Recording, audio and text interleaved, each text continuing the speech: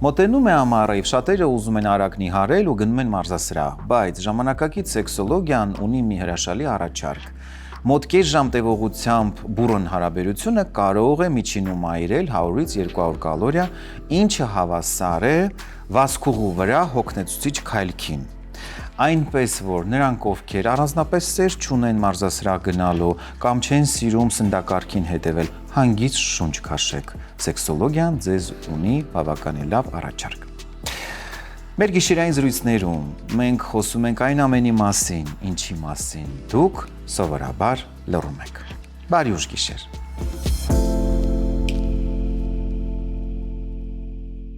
Ձեզանից շատերը երևի լսել են ոտքերի երակների լայնացման կամ վարիկոզի մասին, բայց ինչ է կատարվում, երբ այդ նույն խնդիրը առաջանում է տղամարդու ամենազգայուն, երբ նուրբ հատվածում։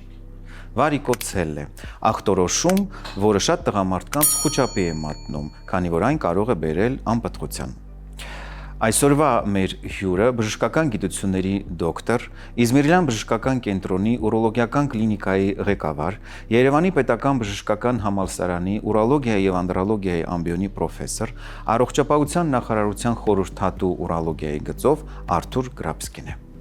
Պարոն Գրաբսկի, բարի կես գիշեր, շնորհակալ եմ մեր հրավերն ընդունելու համար։ Բարև ձեզ, ես եմ շնորհակալ։ Բժիշկ, եկեք ամենասկզբից փորձենք ամենապարզ լեզվով բացատրել մեզ հետևողներին, ինչ է վարիկոցելն, ինչպես է այն առաջանում։ Այո, իհարկե։ Վարիկոցելն դա սերմնալարի երակների լայնացումն է, որը տղամարդկանց մոտ ավելի հաճախ հանդիպում է ձախ կողմը, ինչը կապված է անատոմիական կառուցվածքի հետ։ Որոշ ցածր տոկոսներում նաև կարող է լինել աջ կողմում եւ երբեմն երկու կողմանի։ Իսկ սկզբանե ասեմ, որ աջ կողմում արտահայտված վարիկոցելն, եթե կա միայն աջ կողմից, ինքը կարող է լինել շատ լուրջ ուռուցքային հիվանդությունների հետևանք։ Դրա համար միշտ, երբ որ աջ կողմից վարիկոցել է հարց կա, հիվանդը հետազոտվելու է շատ լուրջ մանգալով, թե կոնքի, թե որովայնի խոռոչի եւ հիմնականում երիկամի ուռուցքներ ունեն, թե ոչ։ Բայց ստանդարտ այն ձեր ճիշտ պատկերավոր ներկայացրած կանանց հաճախ տեսած ոտքերի վարիկոզ երակների լայնացումը հանդիպում է ձախ կողմում, ձախ սերմնալարի երակների եւ եթե ստադիան բարձր է, երկրորդ, երրորդ ստադիայի արդեն հիվանդները իրենք են տեսնում այդպես կոչված որդանման երակների արկայությունը մաշկի տակ, մի մասը իսկապես խուճապի ենթարկելով, մյուս մեծ մասը հայտնաբերվում է դեռահասներին, որ երբ որ սեռական ասունացման շրջանում սկսում է ակտիվ ամորձիների աճը եւ ասեմ որ պրակտիկայում մեծ մասը զինվորական ծառայության համար հետազոտության ժամանակ հայտնաբերում են այդ լայնացած երակները եւ սկսում է հետագա հետազոտումները, որպեսզի պարզել ինչ ստադիա է եւ արդյոք բուժում պետք է թե ոչ։ Այ դուք նշեցիք ձեր խոսքում, որ այն հանդիպում է դեռահասների շրջանում, հետո հասուն տարիքում։ Ունենք վիճակագրություն, թե ում մոտ է ավելի հաճախ այն նկատվում կամ հայտնաբերվում։ Ինքը իրականում կարող է հանդիպել 6-ից կամ 7-ից 1-ի մոտ տղամարդկանց, բայց բուժվողների, այսինքն տոկոսը շատ ավելի ցածր է, քան հայտնաբերածը, որովհետև որոշ տարիքային խումբ կա, երբ որ հայտնաբերվում է,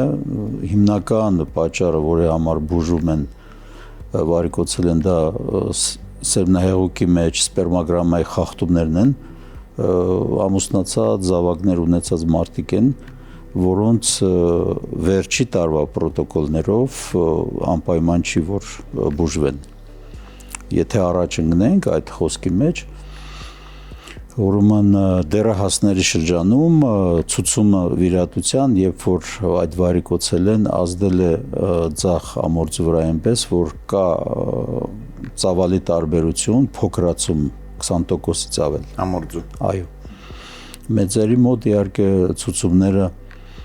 սերմնահեղուկի նորմատիվ պարամետրերի խախտումն է, որը բերում է անպտղության, որովհետև գիտեք, սովորաբար բոլոր լաբորատոր անալիզների մի պատկերավոր ասացված կա, որ նորմաները հաստատված են քվեարկությամբ։ Այսինքն, օրինակ, արյան ընդհանուր անալիզի 70-ական թվականներին, եթե չեմ սխալվում, մեծ տվյալները ներկայացել են, որ հետազոտել են մեծ քանակ պացիենտներ, մեծ, հազարավոր, եւ բերել են նորմայի ռանջը, որ օրինակ հեմոգլոբինը այս թվի վրա պիտի լինի, լեյկոցիտները այս եւ այդ մասնագետները հաստատելու համար քվեարկել են, այսինքն մի քիչ աղավաղված է ներկայացվում, բայց հետազոտությունների հիմքի վրա, նույնն էլ սպերմագրաման։ Երբ որ ես նոր էի սկսում ուրոլոգիա, վաղ մինիմալ նորման սպերմատոզոիդների սպերմագրամայի մեջ 60 միլիոնից պակաս չպետք է լիներ։ Գիտեք, վերջի 10, նույնիսկ 20 տարվա մեջ իջել է 20 միլիոն։ Այսինքն փոփոխություն կա եւ համապատասխան նաեւ այն հիվանդությունները, որը դրան շեղում են բերում։ Մենք կարող ենք, մի քիչ հեռանալով իհարկե մեր թեմայից, կարող ենք դրանից եզրակացնել, որ տղամարդու պտղաբերական վերարտադրողական ֆունկցիան գնալով ավելի վատթարանում է։ Հաշվի առնելով, որ ԱՀԿ-ն գնալով ցուցանիշները իջեցնում է նորմատիվային։ Երկկողմանի մաս կա, ցուցանիշը իջացրել են, այո, այն միգուցե սուպեր տղամարդիկ քիչ լինեն, որ մենք պացիենտներ ունենք, որ 400 միլիոնից ավել են սպերմատոզոիդների քանակը, բայց այո, պակասել իջել է, առավել եւս երբ մենք գալիս են 20-ից 30 տարեկան տղամարդիկ, որոնք ակտիվ պտղաբերական տարիքում պիտի լինեն եւ տեսնում ես նույնիսկ մի քանի միլիոնի չի հասնում սպերմատոզոիդները, իջացրել են ցուցանիշը, բայց դա չեն իջացրել նրանից, որ պակասել են, այլ հետազոտությունները ցույց են տալիս, որ 20 միլիոնից ավել ակտիվ շարժվող սպերմատոզոիդները կարող են հղիացնել կանանց եւ դա բավական է, որ աշխատի այդ համակարգը։ Կարևոր որակյալ լինի։ Այո, որտեղ ինչքան հետազոտությունները եւ գործիքները ավելի հզորացան, կարողանում են ավելի հայտնաբերել նորմալ սպերմատոզոիդ են, գիտեք, մեջը կա գլխիկի պաթոլոգիա, պոչի պաթոլոգիա, շարժունակ, դենկաֆրագմենտացիա եւ այլն հարցեր են արդեն քննարկվում։ Առաջը միայն քանակն ու շարժվելն էր։ Հիմա որակն է ավելի շատ։ Հայտնի է, որ դուք եք երևի նկատել, տղամարդիկ առանձնապես չեն սիրում բժշկի գնալ, մինչև դանակը ոսկորին չի հասնում։ Որոնք են այն ըստ ձեզ առաջին գուցեև աննշան զանգերը, հուշումները, որոնք արդեն իսկ կարող են անհանգստացնելու առիթ հանդիսանալ։ Դա գուցե ցավն է ամորձու հատվածում, դիսկոմֆորտը կամ գուցե արտաքին որևէ փոփոխություն ամորձու հատվածում, ինչը կարող է տղամարդուն հուշել, որ պետք է արդեն մտահոգվել։ Այո, ինքը ունի իր սիմպտոմները։ Նախ ասեմ, որ կարող ենք մեզ դիմաց հիվանդներին պայմանական 3 խումբի բաժանեմ։ Հիմա ձեր տված հարցից մտաբերեցի։ Առաջի խումբը նրանք են, ով այդ զինվորական ծառայության գնալուց կամ բանակից առաջ կամ բանակում բուժզննում անցնելուց հայտնաբերել են։ Եվ այդ խմբի մեջ կա ենթախմբեր, որ կան բուժած, կան հսկողության տակ սահմանած։ Երկրորդ խումբը այն նրանք են, որ կիննա ձեռքից բռնած բերում, երիտասարդ զույգերը եւ երբ որ ներս մտնում են արդեն դեմքից երևում է, որ կինը բերել է, խնդրեմը իր մեջ է, ստուգեք իրեն, ես լավ եմ։ Այսինքն երբ որ փորձում են ունենալ զավակներ, այսինքն հղիանալ, գիտեք, առաջինը կնոջն են տանում ստուգման, բայց իրականում հակառակը պետք է լինի, որովհետև տղամարդու սպերմոգրաման ավելի հեշտ է ստուգել, քան կնոջը բազմաթիվ այդ զննումները։ Բայց մեծ մասը հակառակն է, կնոջը ստուգած, ցիկլերը, այո, բազմաթիվ, որ տեսնում են նորմալ, ասում են ամուսինը ստուգվի եւ եթե մեջ կա խախտումներ, արդեն խորհուրդ են տալիս դիմել ուրոլոգների եւ քանի որ նաեւ թեմայից մի քիչ շեղվեմ, որ բազմաթիվ պտղաբերության կենտրոններ կան, մեջ արդեն ըստ եղած պահանջի ունեն իրենց ուրոլոգները, այսինքն տեղում արդեն որ չուղարկեն ինչ որ տեղ գնա, իրենց մասնագետը կարող կոնսուլտացիա անել եւ մեջտեղի խումբը այն մեր ցիվիլիզացիոն խումբն է, որ այն երիտասարդները, որը ոչ ամուսնացած են, ոչ բանակ գնացած են կամ կարդալով ինտերնետում ինչ որ սիմպտոմներ ունենալով ինչ որ գանգատ, իրենց սկսում են զնել, կարդալ եւ իրենք կասկածում են որ ունեն, անհանգստացած, վախեցած, գալիս են բժշկի։ Իսկ վերադառնալով սիմպտոմներին, նոր սկսված եւ առաջի փուլերի վարիկոցելեն չունի սիմպտոմներ։ Ունենում է նա, որը ավելի անցած բարձր շրջաններ են, երբ որ շատ արտահայտված են երակները, իրենք կարող են զգան ծանրություն, ցավ, երբեմն շատ իրենց մարմնին ուշադիր երիտասարդներ ասում են մաշկի տակ է այդ որդանման բաներ իմ դուրը չի գալիս, եւ այլն, այո, կոսմետիկ բողոքներ ունեն եւ այդ սիմպտոմներով դիմում են եւ հաճախ կարող է զգան աճուկային ցավ, օրինակ ունենա ինչ որ նոր սկսվող աճուկային ճողվածք կամ աճուկային ներվի սեղմում կամ նևրալգիա, ինչի պատճառով ստուգելուց հայտնաբերում է պատահական, որ եւս ունեն վարիկոցել։ Այսինքն այլ խնդրի համար ստուգելուց հայտնաբերում են եւ դիմում են մեզ։ Ամենամեծ վախը, որ հաճախ մենք լսում ենք վարիկոցելի վերաբերյալ, անպտղությունն է։ Եվ արդեն շատերը նույնիսկ իմանալով, որ ունեն վարիկոցել է, արդեն իսկ սկսում են մտավախություն ունենալ դրա հետ կապված։ Ինչպես է ստացվում, իսկ կուզենայի, որ դուք որպես ոլորտի հմուտ գիտակ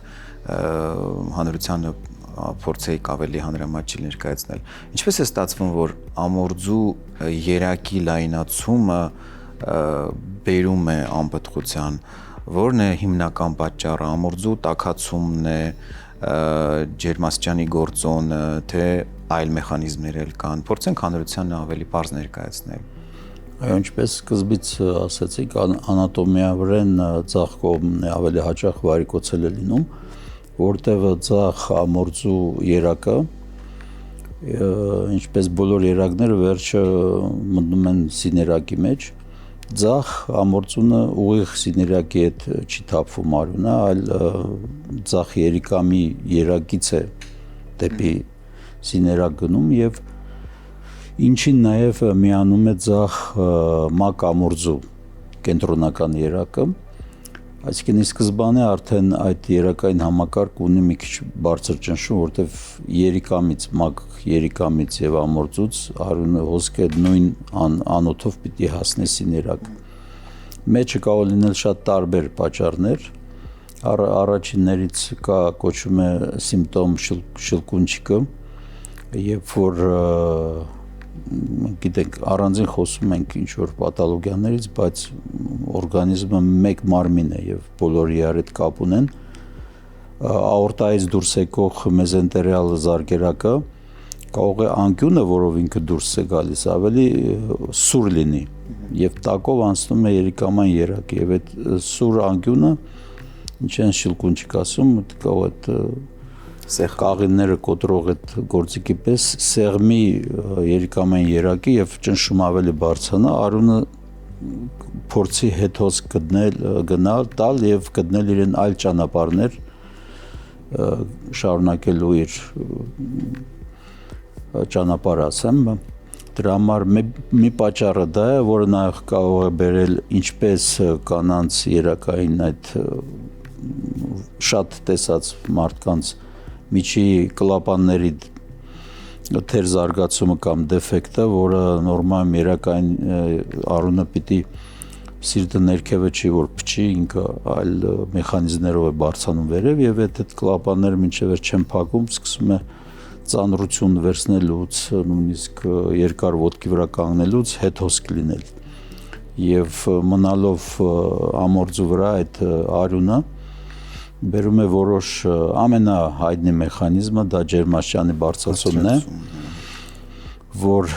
գիտեք տղամարդկանց ամորձիները որովայնից դուրս է հանած, որպեսզի իրենք լինեն առնվազն կես աստիճան ավելի սառը, քան որովայնի մեջ, կանանց հակառակն է, որովայնի մեջ են իրենք որ ավելի տատիկներ ասած տաք պայեք, որ ճիշտ աշխատի։ Իսկ տղամարդկանց այդ տաք մնաց, ինքը սկսում է սպերմատոգենեզի խախտում, որը ունի տարբեր իր ցիկլեր, այսինքն ջերմային, օքսիդատիվ ստրես, թթվածնային կանգ եւ այլն եւ մեխանիզմը կզարգանա, սկզբից չի արտահայտվի, հետո գնալով կբարթանա, որտեվ միշտ որ պատկերավոր ասեմ, սպերմատոգեն էպիթելը շատ ավելի զգայուն է վնասվածքներին, քան ամորձում հյուսվածք, որ տեստոստերոն է արտադրում։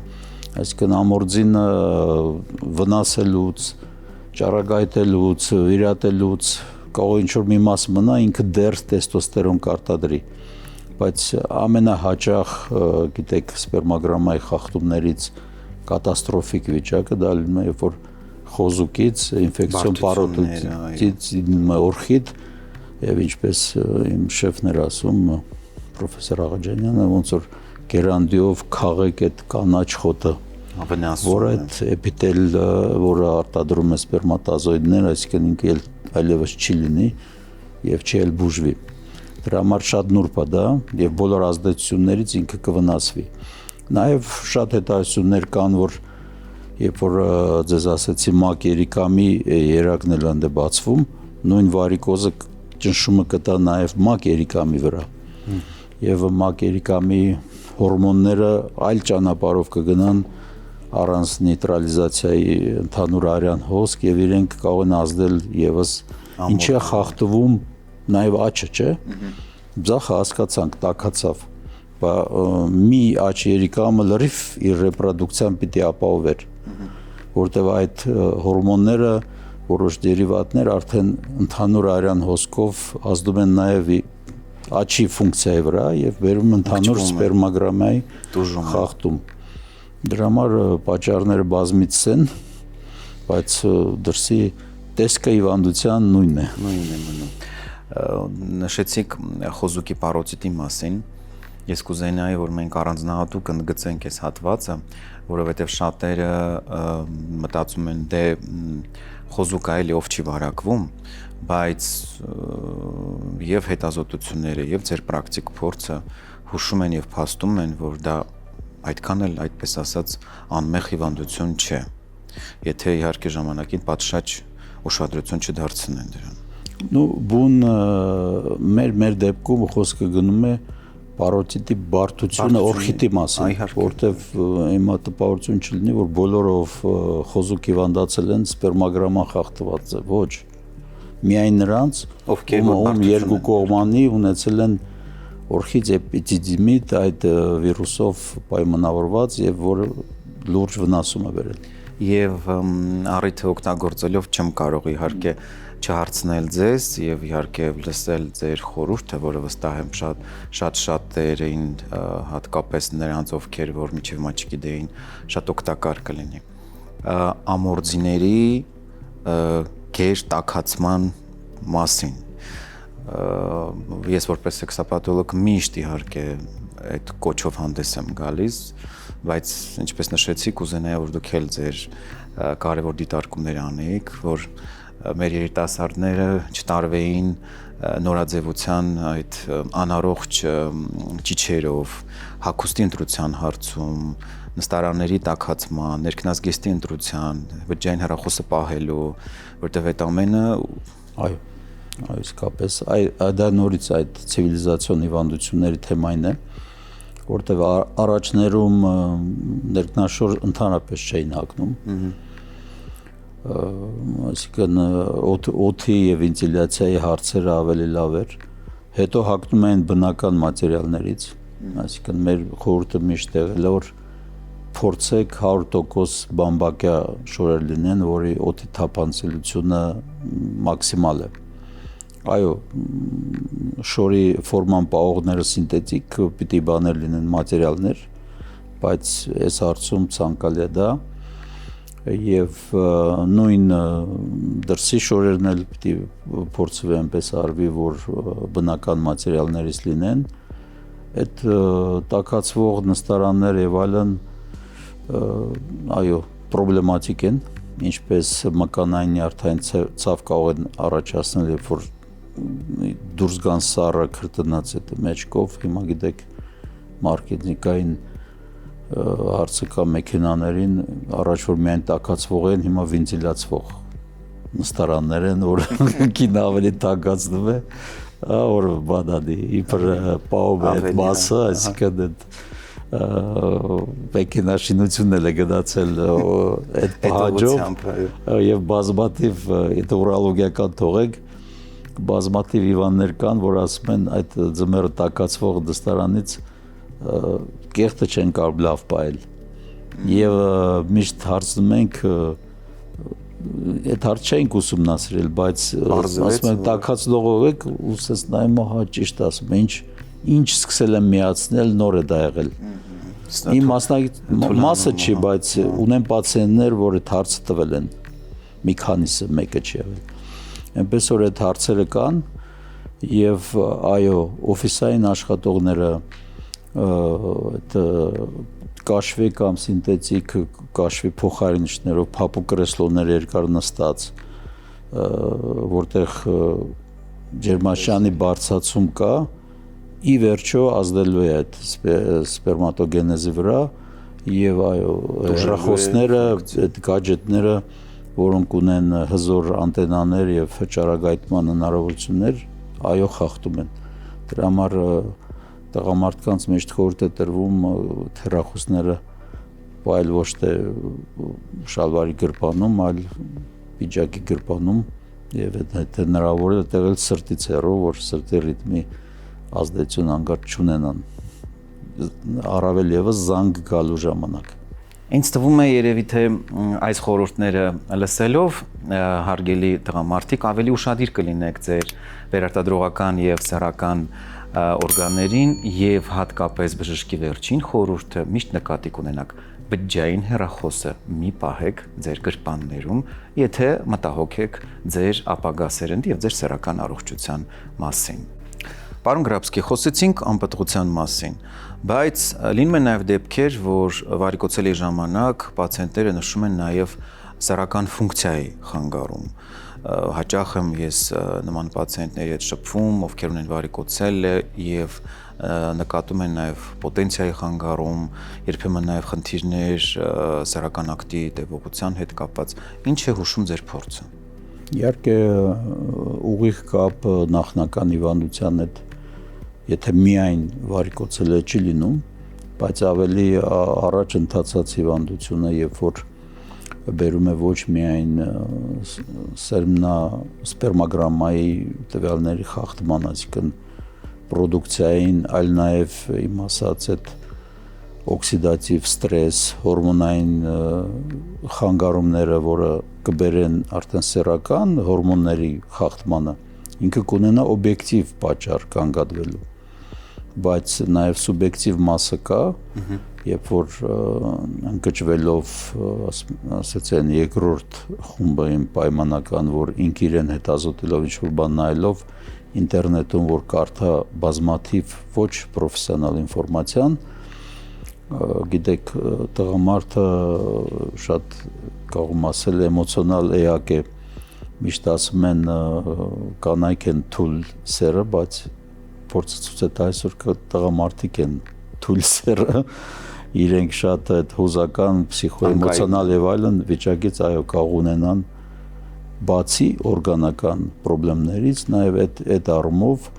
սեռական ֆունկցիայի իջեցում կամ զգացողություն, որ ինքը լիարժեք չի, ինչ որ բան իրենից կախված է եւ այլն, այն բոլոր շարքը, որը կգնա կհասնի արդեն ընտանիքի մթնոլորտին։ Եվ վերջի, եթե տրամաբանորեն էլ դատենք, նույն օքսիդատիվ ստրեսը, նույն ջերմային գործոնը բերում են ամորձու ֆունկցիայի հիմնական ֆունկցիաների նվազմանը եւ որպես բարդություն նաեւ նվազում է տեստոստերոնի սինթեզը։ Ամորձին, որտեղ արտադրվում է տեստոստերոնը, արդեն ժամանակի ընթացքում սկսում է, ես ձեզ ասի, որ դեռահասների երբ որ իրենց սպերմագրամա դժվար թե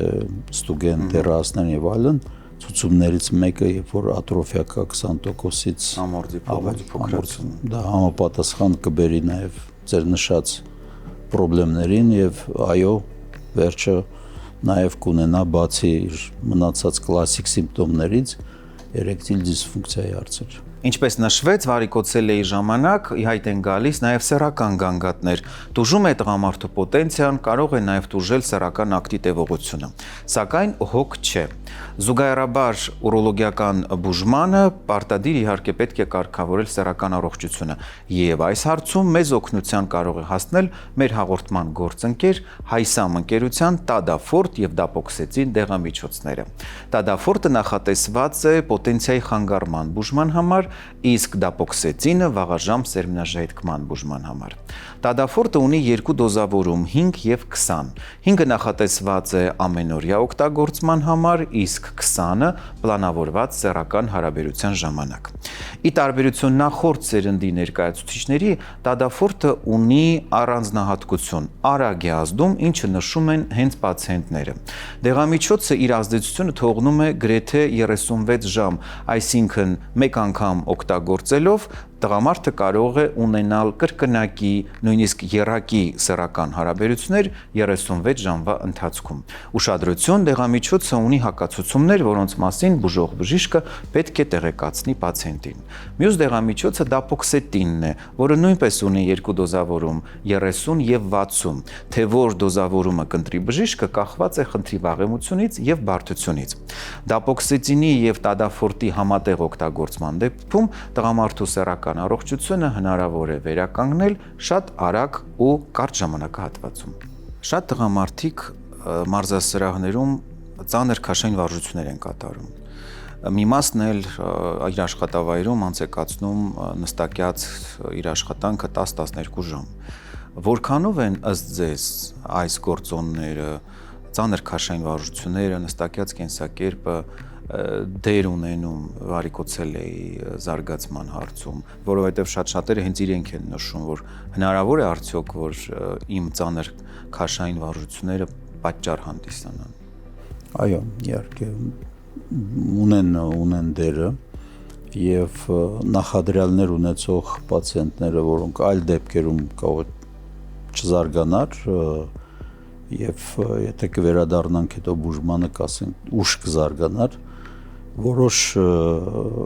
մասնագիտություններ միգուցե այդ ծանր սպորտային մարզումները բերում են ավելի շուտ ի հայտ գալու այդ հիվանդությունը։ Մենք ունենք մի քանի շտանգիստներ, որոնք նույնիսկ ասեմ, որ նախկինում մեր վիրատած վարիկոցելի առած չեմպիոններ ունենք։ Նույնիսկ։ Այո, այդ շտանգայով պարապող, նույնիսկ այդպես եւ իրենց մոտ, այո, իրենց ամեն ինչ բերում է որովայնի մեջ ճնշմանը բարձրացմանը, կարող է հանդիսանալ վարիկոցելեի առաջման կամ թաքնված պատճառը ավելի շուտ ի հայտ գալու։ Ինչի եմ դա ասում, որովհետեւ առաջ եթե վարիկոցելե հայտնաբերվել էր, պրոտոկոլային ցուցումներ վիրատել այն։ Եթե հայտնաբերել եք վարիկոցելե, ինքը ունի մի բուժում, վիրաբուժական։ Վերջի 5 տարուց ավել պրոտոկոլը փոխվել է եւ մեղմացել է թե ամերիկյան, թե եվրոպական պրոտոկոլը, եվրոպական, որ եթե կա վարիկոցելե, բայց սպերմոգրամայի խախտում չկա, հիվանդը կարող մնալ հսկողության տակ տևական ժամանակ։ Այո, այսինքն չունենք սպերմոգրամայի խախտում, չունենք ամորձու ծավալի փոքրացում ինքը կարող է 6 ամսից հետո նորից անցնի իր հերթական զննումը։ Առավել եւս եթե ունի զավակներ։ Եթե ունի զավակներ, ուրեմն վիրաբուժական բուժումը վարիկոցելեի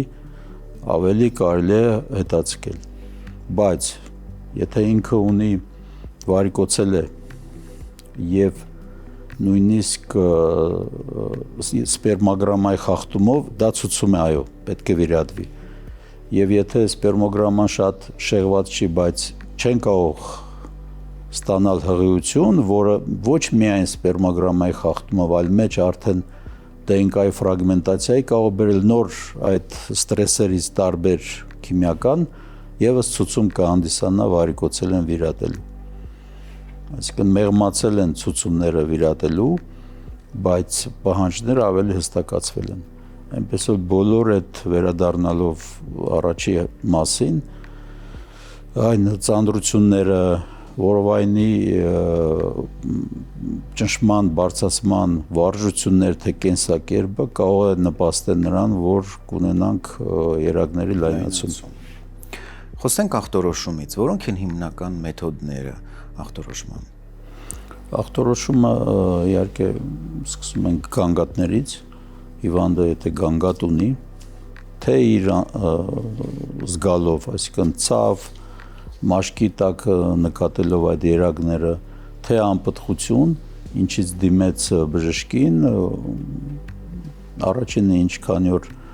ամենահեշտ եւ արագ ձևը դա արտաքին զննումն է, որտեղ ամորձիները դուրսն են եւ բժիշկը կարող է զննել իրենց սովորաբար եւ հանգիստ վիճակով եւ այդպես կոչված վալցալվայի պրիոմկա լարելով որովայինը եւ այլն կնկատի կա թե չէ վարիկոցել է, եթե կա ինչ աշան է, այսինքն բժշկի նայելով կարող դիագնոզել առաջ, երկրորդ, երրորդ աշան եւ կա հաջորդ փուլը դա սոնոգրաֆիկ հետազոտությունն է, որը նաեւ պիտի կիրառվի դոպլերային հետը ստուգում, այսինքն ժամանակակից ապարատները թույլ են տալիս գնահատել արյան հոսքը իր ուղղությամբ թե հակառակ։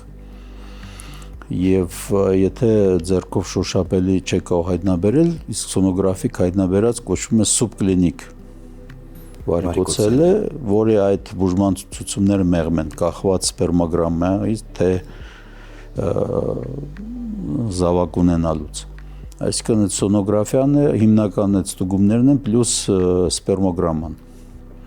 Ստանդարտ մինիմալ ստուգումը, որ կայս է, դա բժշկի զննում, սպերմոգրամա, սոնոգրաֆիա։ Մնացած ստուգումները կախված են ինչ կհայտնաբերվի։ Օրինակ ասեցի, եթե աջ կողմը հայտնաբերվեց, արդեն ինքը պիտի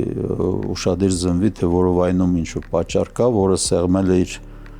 ընթացքի մեջ աջ ամորձի երակին, ինչից բերում է ճնշման բարձրացում եւ վարիկոցելեի առաջացում։ Այդ ստանդարտ ստուգումներն են։ Ինչպես նշեց բժիշկը, նման դեպքերում պարտադիր պետք է կատարել հետազոտություն, մասնավորապես ուլտրաձայնային հետազոտություն։ Ուլտրաձայնային հետազոտությունը պարզապես նկար չէ, այն մեր առողջության հայելային պատկերն է։ Շատ հիվանդություններ երկար ժամանակ կարող են աննկատ մնալ, մինչդեռ ժամանակին արված մեկ հետազոտությունը կարող է փրկել ամենաթանկը՝ մեր առողջությունը։ Phoenix Med բժշկական կենտրոնում սոնոգրաֆիան արվում է նորագույն սարքավորումներով եւ իրենց գործի գիտակ մասնագետների կողմից։ Բացի ստանդարտ հետազոտություններից եւ անոթների դուպլեքսից, այստեղ գործում է նաեւ հոդերի սոնոգրաֆիա ռևմատոլոգ սոնոգրաֆիստի կողմից։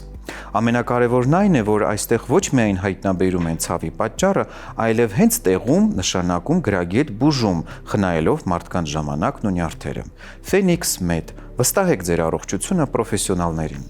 Զանգահարելով Phoenix Med եւ նշելով գիշերային զրույցներ պրոմոկոդը կարող եք ստանալ 20% զեղչ էսթետիկ գինեկոլոգիական ծառայությունների համար։ Շատերին մտահոգում է ժամանակը, որքան ժամանակ է պետք։ Դուք նշեցիք ախտորոշման մեթոդները։ Ինչ այլ մեթոդներ կան բուժման, եթե կան իհարկե, եւ մոտավորապես որքան ժամանակ է պետք դրա համար։ Գիտեմ հարցը բարդ է, անհատական է, բայց շատերը երբ որ առնչվում են վարիկոցելեի հետ, միշտ հարցնում են ինչքան կտևի բուժումը։ Բուժումը այո, ինչպես ընդհանուր բժշկությունը պրոգրես ունի, վարիկոցելային էլ ունի։ Իր բուժումը հիմնականում վիրատական է եւ առաջներում ուրոլոգները գիտեն, այսպես կոչված Իվանիսևիչի վիրացիոն կար, որը փոքր կտրվածքով հետվորովայնամզային տարածությամբ կապվում էր այդ երակը, որը այլևս չի աշխատում իր ճիշտ ուղղությամբ, ամորձուց արյունը տանել դեպի երիկամային երակ, այլ հակառակն է աշխատում, վերևից է գալիս, դրա համար իրեն ուղղակի փակվում է, որ այլևս ավելնորդ արյունը հետ չգա, քանի որ ամորձու եղած արյունը իրեն ճանապարհ գտել է արդեն մաշկի տակի երակներով գնալ այլ համակարգով հիմնական արյան հոսք։ Բայց իր պաթոգենետիկ բուժումը իհարկե պիտի արվեր այնպես, որ այդ երակը կպցվեր այնպես տեղ, որ ինքը արյունը տաներ ճիշտ տեղով, բայց դրա բուժումը շատ ավելի բարդ է, քան այն ինչը ընդունված է հիմա, այսինքն ավելի հեշտ է ընդհանրապես փակել այդ երակը, որը այլևս իր ֆունկցիան չի կատարում, քան դե իրեն փորձել պլաստիկ ինչ-որ ձևով վերականգնել, կպցնելով այլ համակարգների երակների։ Կա բացի այդ կլասիկ կտրվածքից ինչի են մեթոդները փոխվել, ռեցիդիվ տվող հիվանդություն է եւ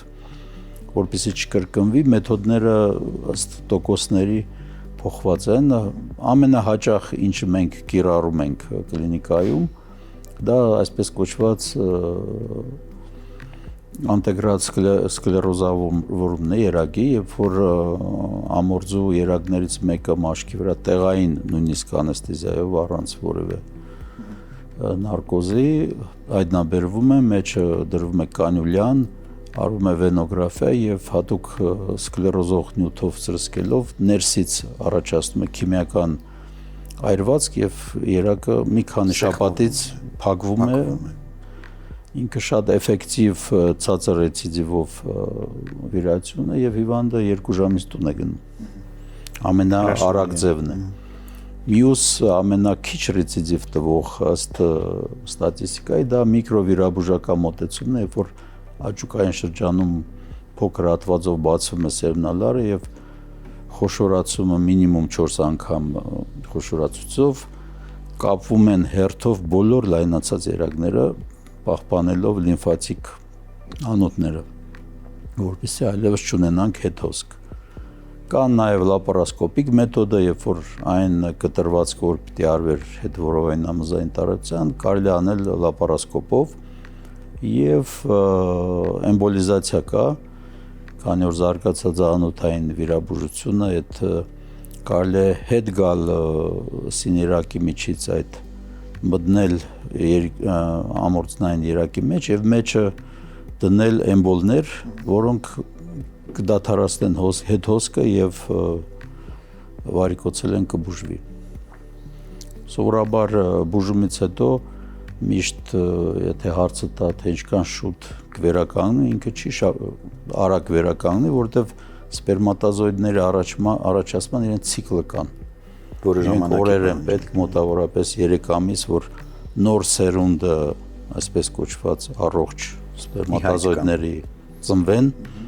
հասունանան դուրս գան,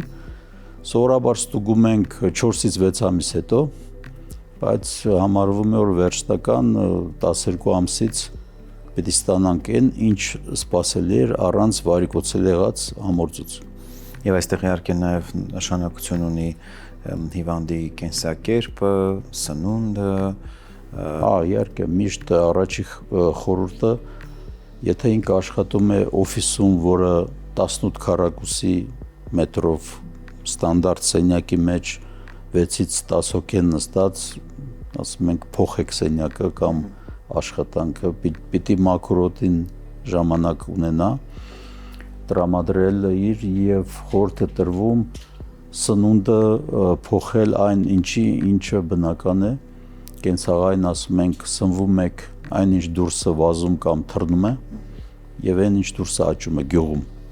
այն ինչը սուպերմարկետում կոնսերվացված դրած է, մոռանում եք, դա հանում եք, հանուն ձեր ապակա սերունդի։ Իհարկե կան հատուկ դեղամիջոցներ, նույնիսկ վիտամինային կոմպլեքսներ, որոնք նպաստում են այդ արագ վերականգնվելու, բայց իրենք չեն, որ հիմնական բուժման մեթոդն են, այլ հավելումներ են, այսինքն օգնում են, որ շուտ վերականգնվի։ Պարոն Գրաբսկի, անչափ շնորհակալ եմ այս բարդ թեման պարզ ու հանրամատչելի ներկայացնելու համար։ Վստահ եմ հաղորդումը դիտելուց հետո շատերը, ովքեր որ միջև այդ արդեն իսկ գիտեին, որ ունեն այդ խնդիրը, առանց վախենալու, առանց կաշկանդվելու կդիմեն համապատասխան մասնագետների օգնությանը խնդրին ամբողջական լուծում տալու համար, որովհետև փորձ ցույց է տալիս, որ մեր տղամարդիկ նախընտրում են ավելի շատ լռել, համակերպվել խնդրի հետ, քան թե դիմել բժշկի օգնություն ստանալու նպատակով։ Այո, ես եմ շնորհակալ, որտեվ հանրությանը պատշաճ տեղեկությունը եւ կարևորը մատչելի ներկայացնելը իրենց ավելի կօգնի պարզել ինչ ունեն եւ որոշում ընդունել եւ հին խոսքա, եթե խոսանք տղամարդկանց մասին, տեղեկացված ես, ուրմն զինված ես։ Իհարկե, տղամարդը պետք է զինված լինի տարբեր բաներով։ Շնորհակալություն։ Ձեզ եմ շնորհակալ։ Այսօրվա մեր թողարկումը եկավ լրացնելու այն բացը, որը հաճախ մենք նկատում ենք ընտանիքներում։ Երբ երկար ժամանակ ընտանիքում չի լսվում մանկան ճիչը, չգիտես ինչու սլաքներն ուղղվում են կնոջ վրա։ Կինը ամիսներով, տարիներով հետազոտվում է, ամուսինը մնում է ստվերում։ Ես վստահ եմ այս հաղորդումը դիտելուց հետո շատերի մոտ կփոխվի այդ մոտեցումը։ Վերանայեք ձեր մոտեցումները եւ խոսքս հատկապես ուղղում եմ տղամարդկանց։ Մի հապաղեք եւ նման դեպքերում անպայման դիմեք բժշկի անհրաժեշտ հետազոտություններն անցնելու նպատակով։ Փորձը ցույց է տալիս, որ խնդիրների գրեթե կեսը առնչվում է տղամարդու առողջությանը։ Սեռական հայբուբեն խորագրի ներքո ես սիրով պատասխանում եմ ձեր բոլոր այն հարցերին, որոնք դուք ուղարկում եք մեզ։ Շնորհակալություն մեզ վստահելու եւ հարցեր գրելու համար, մենք անչափ կարեւորում ենք դա։ Իսկ այժմ հարցը։ Բարև ձեզ, բժիշկ ջան, վերջերս նկատել եմ, որ խնդիրներ ունեմ, առաջվա պես չեմ անկողնում։ Մի անգամ դիմեցի բժշկի, ասաց գրաֆիկդ պիտի կարգավորես ու նիհարես, բայց ես բեռնատարի վարորդ եմ, երկար ժամանակ եմ անցկացնում ճանապարհներին, հիմնականում հենց մեքենայում էլ ուտում եմ ու քնում եմ։ Ոնց կարգավորեմ, ուզում եմ իմանալ, դուք ինչ կասեք այդ մասին։ Սեռական խնդիրները կարող են առաջանալ ոչ միայն բուն սեքսոլոգիական պատճառներից, այլ նաև կենսակերպի վատ թարացումից։ Ինչպես մենք նշել ենք մեր նախորդ թողարկումների ժամանակ, անչափ կարևոր է իհարկե եւ սննդակարգը, եւ քունը, եւ հանգիստ նյարդերը։ Սակայն մինչ դրանց անդրադառնալը նշեմ այն հիմնական սեքսոլոգիական պատճառները, որոնք կարող են հանգեցնել սեռական պասիվության։ Մեծ մաս դեպքերում իհարկե գործ ունենք հոգեբանական եւ օրգանական պատճառների հետ։ Հոգեբանականներից են ստրեսը, անհանգստությունը, լարվածությունը, քնի ռեժիմի խախտումը, որը բնականաբար շատ հաճախ նկատվում է հատկապես վարորդների մոտ։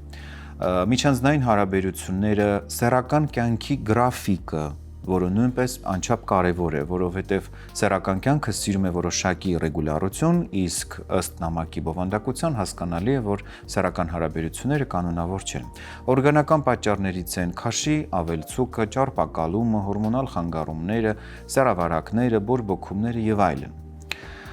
Այս դեպքում հաշվի առնելով նամակի բովանդակությունն ու հնչած գանգատը պետք է առանձնացնեմ հետևյալը։ Գործ ունենք անկանոն կենսակերպի հետ, սննդակարգի, ինչպես նաև քնի գրաֆիկի խանգարման հետ, որոնք ժամանակի ընթացքում իհարկե կարող են առաջացնել սեռական գանգատներ, մասնավորապես պոտենցիայի խանգարում, ինչու չէ նաև սեռական ցանկության նվազում։ Հաշվի առնելով աշխատանքի բնույթը, որը նշված է նամակում, պետք է նման դեպքերում գոնե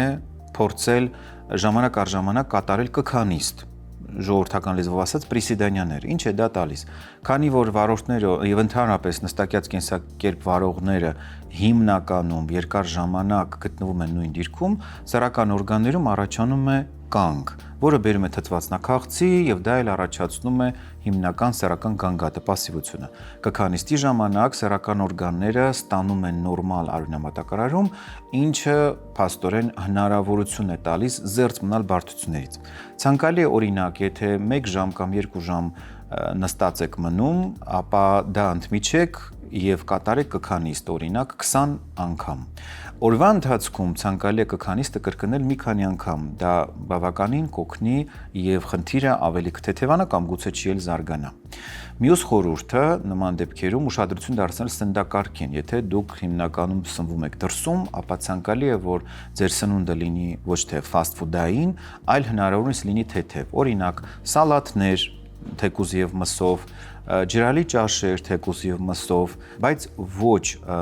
տապակած կամ առավել եւս տրանս յուղերով պատրաստված սնունդ։ Բացի այդ, շատ կարևոր է սնունդը ընդունելիս այն չխառնել գազավորված քաղցր ըմպելիքների հետ։ Ավելորդ քաշից ձերբազատվելու համար անչափ կարևոր է սննդակարգում ներառել բանջարեղենն ու կանաչեղենը։ Դրանք նպաստում են, որպեսզի նյութափոխանակությունը արագանա եւ մարդը ժամանակի ընթացքում ձերբազատվի ավելորդ կալորիայից։ Քաշի նվազեցման հարցում կարող է օգտակար լինել նաեւ մեր հաղորդման գործընկեր Savita Herbs-ը իր ստևիկ բուսական հավելումով։ Վստահ եմ շատերդ եք լսել մեղրախոտի օգտակար հատկությունների մասին։ Մեր հաղորդման գործընկեր Savita Herbs-ը նոր շունչ է տվել այս կարևոր բույսի կիրառությանը, ստեղծելով ստևիկ բնական հավելումը։ Ստևիայի տերևների հզոր ուժը մեկ պատիճում։ Այն կարգավորում է արյան շաքարն ու խոլեստերինը, պայքարում է ավելորդ քաշի դեմ եւ հանգստացնում աղեստամոքսային տրակտի բորբոքումները։ Քաղցրակերների համար հատուկ շեշտեմ, որ ստևիկը նվազեցնում է քաղցրի պահանջն ու դրանով իսկ